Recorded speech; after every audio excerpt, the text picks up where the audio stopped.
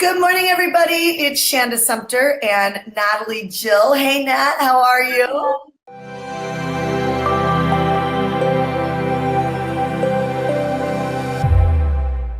I'm super excited to be here with you this morning at this bright and early time. Do you normally get up at this time? Always. Yeah, I text you. I text you sometimes before you're on. You just don't remember. I'm up early. Oh, I love it. I love it. Well, welcome you guys to 6 a.m. Coffee with Shanda. I'm here with Natalie Jill. She is one of my really good friends, and I turn to her whenever I'm having that holy shit moment because I've got all this work on my plate and I still want to have beautiful six-pack abs like her. And I even called you, Nat, right before Ash and I got married because I had that last 5 pounds, 10 pounds, well, 5 to 7 pounds that I was just like, I felt like a blob going into my dress. And you saved me with your 7-day jump start course, which was, I ate so much food and was losing weight. I love that. So I just love you. I love you as a friend. I love your heart. And I love the work that you do in the world. So you've been able to grow this social empire. You've been able to even do a lot of stuff in isogenics. And then you've also been able to figure out how to stay in great shape and, run a marriage and do personal development work. I mean, Jesus, when does it stop for you? So I would love you to just explain a little bit about who you are and your story, and then we'll jump in. Yeah. So I'm Natalie Jill, and I always say I'm just like everybody else. I mean, I'm a 46-year-old mom who was always in corporate America originally. That's just what I did, was in sales in corporate America. And about 10 years ago, I lost my way. As many entrepreneurs have had the experience of I had my rock bottom time where at the time, I just had my daughter and I was going through a divorce. And it was a time, I don't know if you remember, when the housing market crashed and the real estate market crashed. Everything just went in a complete bad direction. And I was right in the middle of this big storm. And I had also gained a lot of weight for the first time in my life. And it wasn't just because I had a baby. It was because I was eating everything in my sight. I mean, literally eating everything in my sight and trying to comfort my feeling down and depressed. And when I hit that rock bottom place, I stayed in my pity party for a few months, which was just where I wanted to be at the time. And then one day I shifted. I decided to make literally a vision board and write out my goals and what I wanted to be. And I decided to be accountable at the time on Facebook. And at the time, no one even knew really what Facebook was 10 years ago. It had just started. I had my 100 high school friends, on there. And I thought, I'm going to be accountable somewhere. So I'm going to use Facebook. So I was that original, I'm going to take a picture of what I'm eating and I'm going to post it. I'm going to take a picture of what I'm doing for my workout and I'm going to post it. I wasn't doing it to create a business. I was just doing it to be accountable and to hold myself to a vision that I wanted. And that's literally how my transition and my new career started. What I love about that is I often say that there's so much fake posting out there. And I don't know if you have anything to say about this, but there's so much fake posting out there. And what actually organically really grew that connection with people is you being vulnerable and authentic. Do you have anything to say about that? Yeah, no, it's so true. And I go back to that story anytime I have hurdles in my business or life now. And I go to that marketing way of what's my marketing message or what do I say? I always go back to, what did I do at that time? I was just real. I just shared what I was going through and people connected with me because I didn't have an agenda. I was just being real and sharing. And that really spiraled because people felt that they wanted more information. Mm-hmm. And then, yes, my business hat kicked in, but it really came from a place of connecting and just finding solutions for people. So others wanted to know, what are you doing? How is this working? So I love that. And I'm going back to the vision board thing for a second. I mean, I know a lot of people have created vision boards, right? But their visions didn't happen, right? Okay, I create a vision board. It's supposed to happen. You feel so good when you create the vision board because now you've put it all out there and it's yeah, that's what I want. But then another vision board goes in the closet, you know what I mean? Or in the garbage because you're so frustrated looking at it because nothing happened. So you stand for really just taking it up another level with mindset, and fitness happens to be a great way that you measure that, right? Yes, because it's all about that intention that you put out there, and we respond to feelings. So we can say, hey, I want to be fit, or I want to make $1 million, or whatever it is. But if we don't have that feeling associated, it just becomes this pipe dream. But if you can actually embody what it would feel like to become that, that helps us drift towards a change. So a vision board, to me, when you do it the right way, because there's right ways to do it and there's wrong ways to do it. Putting it in your closet's the wrong way. The right way is, I feel, the old-fashioned way. You grab a bunch of magazines and you don't filter yourself. You just start tearing out what's appealing to you. So you don't even know. It's just, you don't even know what might open up. And I've done this with women so many times at workshops, and they get emotional. They're crying because they didn't even know they wanted something they're pulling out. So it's just literally going through magazines. What do you want? What's appealing to you? Pulling it out and then looking at it every day, and not saying I want that one day, but really trying to envision that it's already there and looking at it. I remember staring at pictures of a golf course and an ocean and a happy relationship and fit women. I wasn't in fitness at the time, and thinking, what would it feel like to be there right now? How would I be spending my day if that was me right now? What would be happening? So, sorry, go ahead. What's interesting is when I moved to my last house, I had pulled that vision board out I made 10 years ago.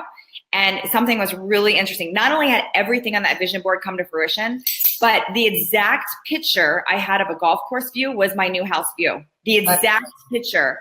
It was the wildest thing. That's crazy. That's absolutely crazy.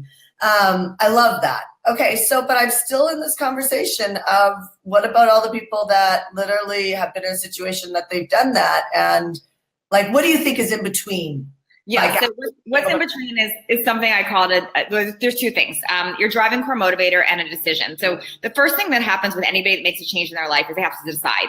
It can't be, I'm going to share why it's not working and validate my excuses, because we like to do that because of misery, but it doesn't change anything. But as soon as you make a decision that I'm done with this, I'm changing, I want this, you decide it and you put it out there, you are having conviction, and that's going to help things shift to grab what you want. So it's that decision. And then I call it a driving core motivator. And a driving core motivator is your secret weapon. It's your 10 level deep why of why you want something for yourself. And when you have that, that's that motivator that will get you through, especially in nutrition and fitness, will get you through the willpower or the cravings or the, I don't feel like working out, or I don't feel like doing this. You have this driving core motivator that helps propel you forward towards your vision. So if somebody's been, let's say, out of shape for a long period of time, or they've been basically tolerating an extra 10 pounds on their body, or grossly overweight, whatever that looks like, but they know that like, I want to be in great shape because blank. Do you know what I mean? Like, I definitely know when there's a reunion or like a wedding, when I turned you and I was like, oh, whenever there's like something urgent coming up, it definitely is a fire under the ass. But what creates that long-term forever fitness, right? Like that 10 deep why. I guess I'm just trying to say, like, how do we get there? Yeah, so it's your driving core motivator. So the first thing is, you have to make that decision. You decide that you want something. And you have to get rid of your, I call them self-imposed stops. So it's somewhat like your limiting beliefs, like telling yourself, I'm too old, or I've tried everything, it doesn't work. It's not going to work for me. I'm 46 years old as I share this with you.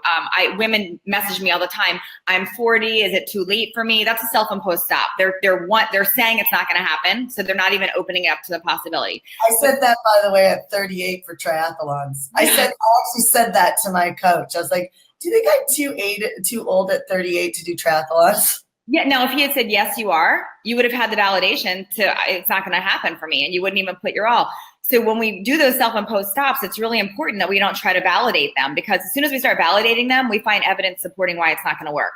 And then we're just in this rabbit hole. But if we go the opposite and say, I'm going to find evidence of people doing it here, that's motivating. And then you've got something to work towards. Back to that driving core motivator. A driving core motivator is more than, I want to get fit for my wedding, or I want to get fit to fit in this dress. And what I do with clients is I'll literally go 10 levels deep. So you would say, I'm tired of being overweight. I want to be a size 8. Let's say that's your goal. And I would say, okay, why do you want to be a size 8? Well, I'm tired of getting up in the morning and looking at my closet and crying because nothing fits. Okay. And why is that hard for you? Well, because I don't feel confident anymore. I end up wearing big baggy clothes, and I don't want to go out. I find myself not being social. Okay, and why is that a problem? Well, because then I stay isolated and I find myself lonely and I'm depressed and I end up just sitting on my couch eating more. Okay, and why is that a problem? Well, because I'm not really enjoying myself anymore. I don't have friends. I'm not going for the job that I want. Again, I'm going 10 levels deep. And why is that a problem? We go so deep that we get to the root and the feeling. And typically something will come up like, I just want to have my confidence back. And that's your driving core motivator once you get there. Because that's strong enough. When you hit it on your own emotional 10 levels deep, it is. So for instance, my driving core motivator has changed over the years.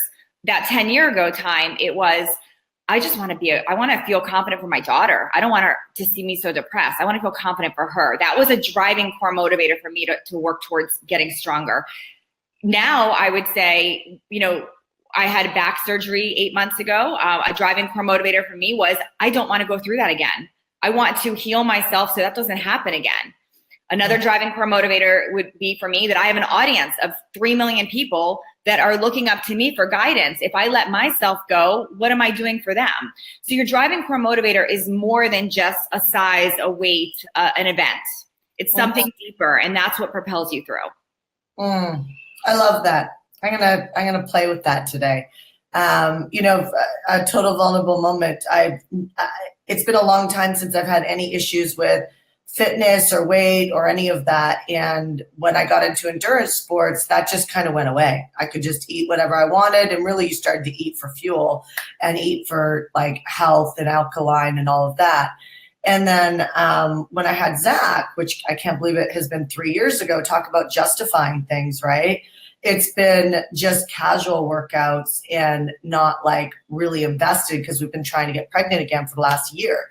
So I got in wicked shape after Zach and better shape than I was in before. And then we got pregnant, we miscarried. And then it's been this year of, justifying things that has held me small, to be quite honest. And it's affected even my thinking and my ability, my drive, like everything. It's just all so connected. At the end of the day, it doesn't matter how much money you make. If your health is not in check, it just ruins everything.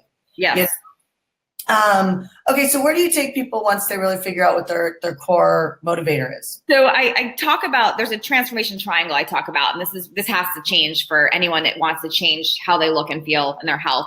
And it's transformation triangle because it starts with changing your state, which is your mindset. So that's the deciding your vision, your driving core motivator, you're recognizing yourself in post-stop so you can identify them. And once you've changed your state, then we look at planning your plate. And that's when nutrition comes into play. And once we have that out in, then we go to, I say, loving your weight, not just losing your weight, but getting to a point where you can love your weight and embrace that.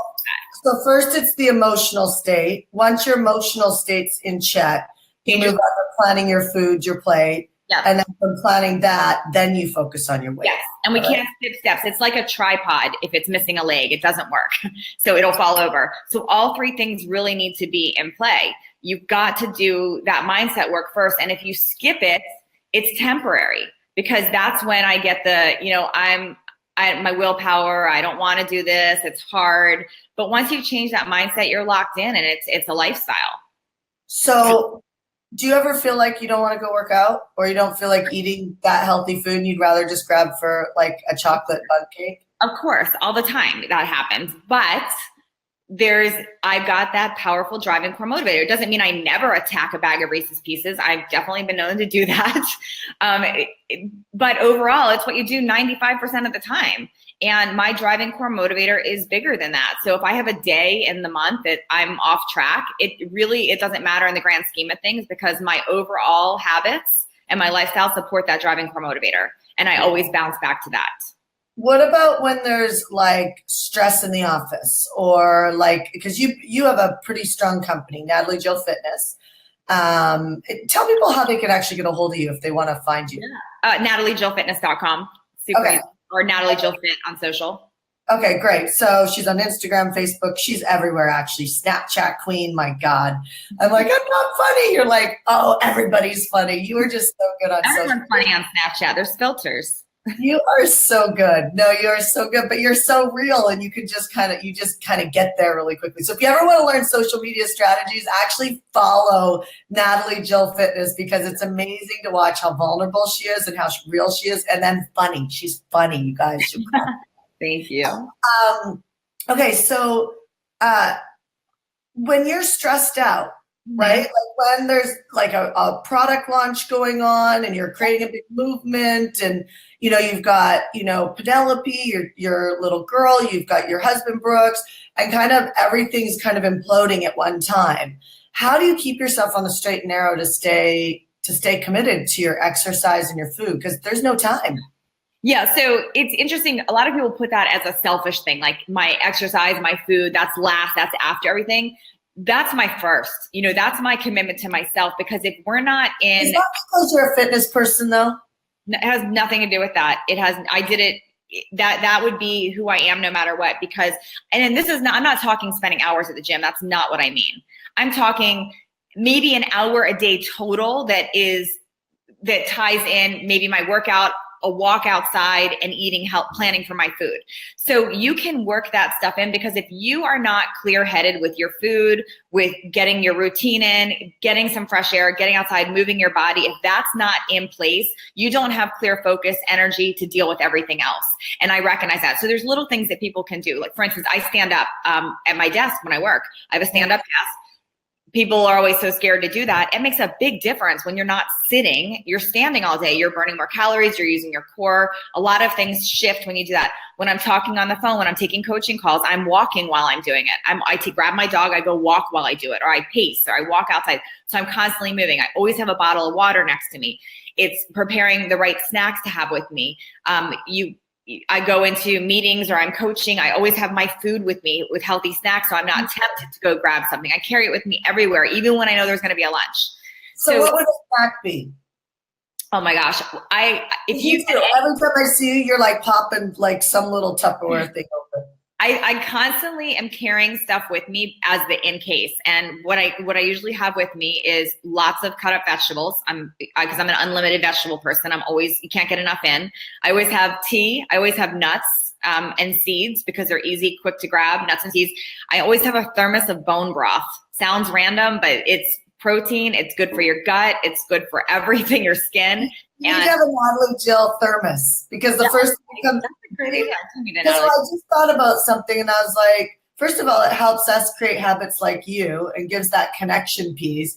But it also the first thing that comes up in my mind is wet thermos. Yeah, I need a hot pink one. That's a good idea. It'll be hot pink with sparkle. But yeah, I always have bone broth. So I always have stuff with me. So yes, I get hungry, I'm running late, whatever I want, but I'm never feeling like can't stick to my goals because there isn't somebody else's food or restaurant or circumstance. I always have stuff with me. Do you carry a little cooler? I do, all the time. Always have it with me. Yep. Awesome. That's good to know. I need to start doing that more. Do you have like snacks in your pantry? I remember you did an Instagram. I think it was Instagram. Seriously, you guys have got to watch her on Instagram, because you did an Instagram video and you showed the inside of your fridge. Yeah. And I called you and I was like, I'm so inspired. I need to redesign my entire fridge so that I can go in there. Then all of a sudden I had all these little apples at my house and little to grab, right? I organize my fridge. I think of marketing. So when you go to a store, you grab the things that are most appealing. So my fridge, I use glass bowls. And I prepare all my fruits and vegetables, so it's easy to grab. So the stuff that you don't want to grab is all hidden. So when I open my fridge, it's easy to grab a handful of celery or radishes or strawberries, because it's already cleaned, ready to go, and I just make it marketable and eye level. So I grab it. Just one quick note on what is your take on fat? Because a lot of people reduce it. Mm-hmm. I'm a huge fan of fat. I eat a lot of fat. What I teach is unprocessing your diet. So I'm not a calorie counter. I'm into eating real, natural, unprocessed food. So basically, if it once grew, it's in its most natural state, it's fine. So I eat a lot of fat. What I don't eat a lot of is processed foods, which includes that bread, pasta, all that. I don't eat that because it is so heavily processed. When you eat natural, unprocessed foods, no one ever became obese eating fish, broccoli, and almonds. It just didn't happen. So when you eat those real natural foods, it doesn't get as critical about watching every single gram of fat. Yeah. Well, I definitely know that I used to be like CrossFit girl, workout at kickboxing, everything else, and could never lose the weight. And it wasn't until I started incorporating some good eating habits that I've stayed slim. You know what I mean? So, and it's such a blessing having you in my life because you do. I mean, you got fat back into my diet. I wasn't eating enough fat. I was eating avocado, but I wasn't like, I now pour coconut oil on everything. Yeah. Like it's on everything. I'm like, there's a shake, there's coconut oil. There's like a salad, there's coconut oil. There's some chicken, there's coconut oil. Like I add it to everything. So I become an incinerator. And you're not hungry. You're not hungry when you do that. That's so true. That is so true. I'm not hungry when I do that. And I've been doing that really since you put me on your 7-day diet or 7-day jumpstart. Yeah. Any last words that you want to share with anybody to help them be successful? So when it comes to diet, I'll just give, I'll give two tips, one with diet and one with workout. With diet, I say focus on addition, not subtraction. So instead of saying all the things you can't have, focus on getting in more of the good, because when you get in more of the good, you make less room for the bad. So more fruits, more vegetables, more lean proteins, more nuts and seeds, more water. When you start adding more of the good, there's less room for the bad and the junk. So because when we focus on a place of everything we can't have, we're coming from a place of deprivation. And it feels like we set ourselves up for failure, because then we're bad if we did this. But if we come from a place of addition, it's more wins. Like, did I add all of this in today?